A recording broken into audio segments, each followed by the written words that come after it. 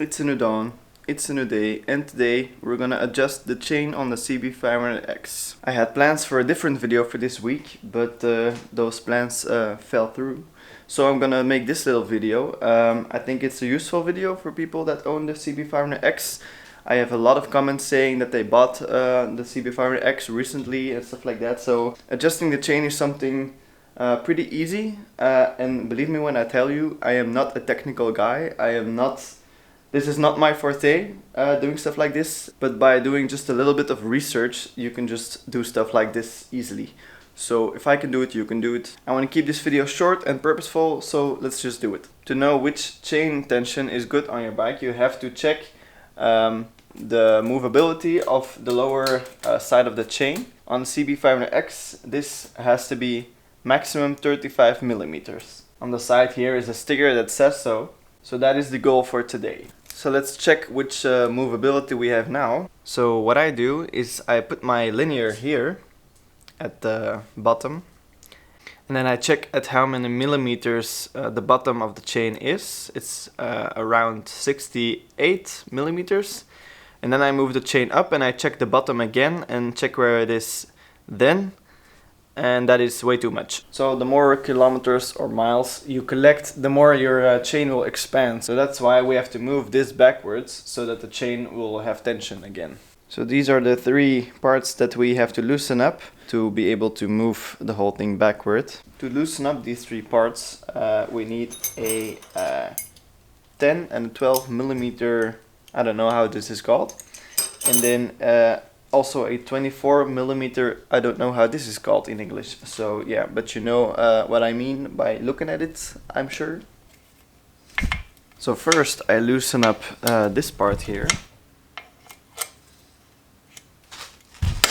Then I loosen up the X of the wheel.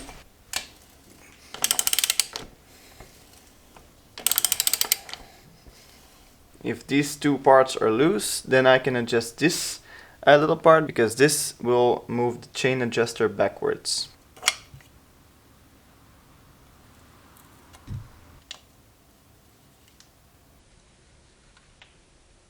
On the 10 millimeter bolt, make sure you turn it the same way on the other side, because in order to keep balance they have to be the same. Alright, so when everything is tight again, then you can check the millimeter again on the chain. So for me, I did about 3 turns from here to here, on the other side as well.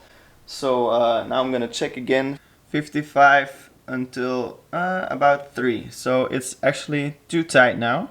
So I'm gonna loosen it up again. So for making it loose, you go the other side again, which is now upwards. I'm gonna take 1.5 turn. Alright, let's check again. Now it's at around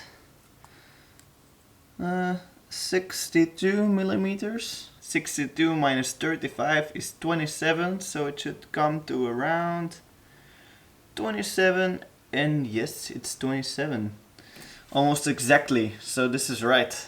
Now a couple of things to check if you have adjusted the chain. So the chain tension is now exactly right. You have to make sure the chain doesn't touch your wheel in any way, because that's very dangerous, of course. If your wheel catches the chain, then I hope you're not on the motorcycle in that moment. And then some websites and videos also say to check for alignment. So if you check like this, then it should be perfectly aligned. It's a bit difficult to see with the camera. Alright, so that's it for this video. Next week I'm gonna do a video about the Royal Enfield, so look forward to that. I'm not gonna do a movie quote for this video, because this is not that kind of video. This is like an in-between little video, so that's gonna be for the next video. So yes, I hope you're a bit smarter by watching this video. I hope you enjoy your smooth ride with the perfect chain tension. And now I don't know how to end my video, because I always end it by saying, guess this movie quote, but there's no movie quote. Oh well.